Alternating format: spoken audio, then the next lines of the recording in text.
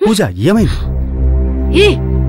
నువ్వు అన్నంత పని చేసావు కదూ, ఒక డివిడి కోసం నా ఇంటిని మొత్తం గందరగోళం చేసి పారేశావు. ఏంటి లూజులా వాగుతున్నావు?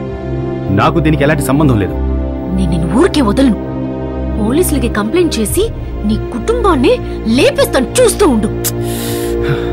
నేను ఇప్పుడు ఏం చెప్పినా అర్థం చేసుకునే కండిషన్లో నువ్వు లేవు. నువ్వు అపార్థం చేసుకుంటే దానికి నేనేం చేయలేను.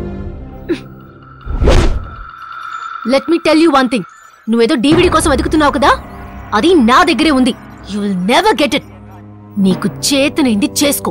హే, ఆ డివిడి నాకివ్వు. నీకు పరిస్థితి అర్థం కావట్లేదు. Please. Me idea super sir. ఇప్పుడు తెలిసిందా మిమ్మల్ని ఎందుకు అక్కడ కెమెరా పెట్టమన్నా? నాయుడు, ఇల్లంతా వెతకబోయా డివిడిని కనిపెట్టాలి. మీరు చెప్పినట్టుగానే అన్ని చోట్ల కెమెరాలు పెట్టమని చెప్తున్నాను సార్. దొంగలే వచ్చి వస్తువుల్ని చిందరవందరగా పడేసి వచ్చినట్టు మీరు బయలుదేరొచ్చారు. కెమెరా ఫిక్స్ చేయడానికి వెళ్ళినప్పుడే డివిడి ఎక్కడుందో తెలిసింది. ఎరవేసి చేపను పట్టే కంటే వల వేసి చూస్తూ కూర్చోవచ్చు. అవన్నీ వాటంతటా అవే వచ్చి పడతాయి. Correct sir.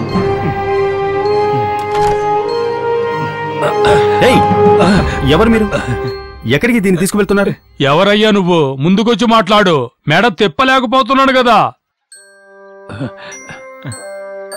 నిజం చెప్పు, దీన్ని ఎక్కడికి తీసుకువెళ్తున్నావు?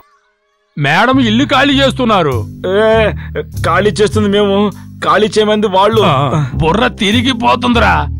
ఆమెమో ఇల్లు ఖాళీ చేయమన్నారు, ఇతనేమో ప్రశ్న మీద ప్రశ్నలు వేసి మన్నలే ఖాళీ చేసేసేలా ఉన్నాడురా.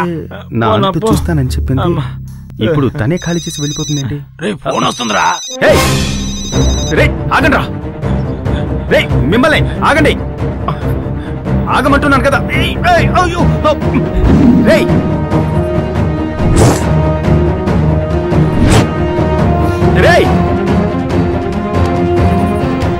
ఆగండి రా.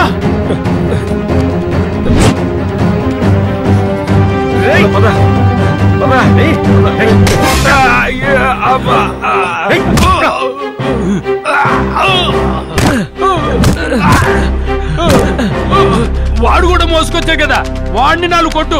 ఒక్కనే కొడతావేంటి నువ్వు? నా మాట వినవయ్యా, కొట్టవయ్యా వాడిని. ఓరి దేవుడు, ఒళ్ళంతా నొప్పి అయిపోయింది. భగవంతుడా.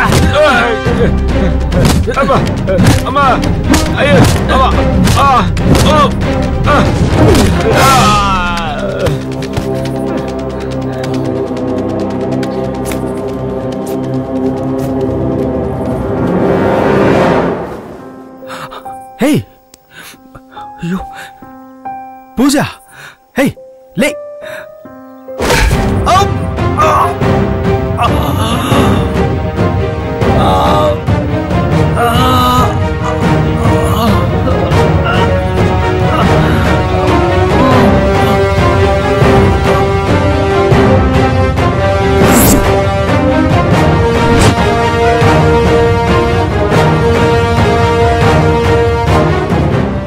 దాన్ని ఎత్తి జీపులు పడేయండి.